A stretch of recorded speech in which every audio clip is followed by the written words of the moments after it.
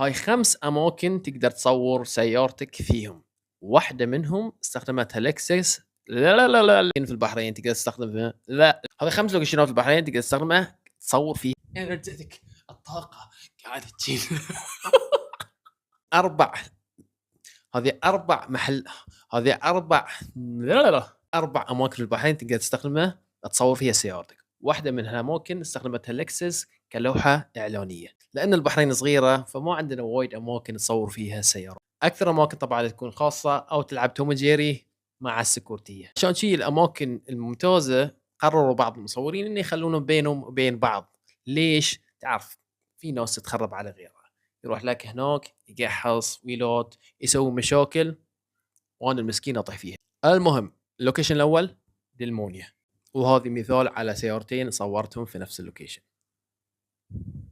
اللوكيشن الثاني صخير، وهني صورت اللكسس الارسية في تراك اديشن حق لكسس البحرين، والحمد لله استخدموها كلوحة إعلانية. واللوكيشن الثالث في محرق صورت فيها الجي تي ار ذي.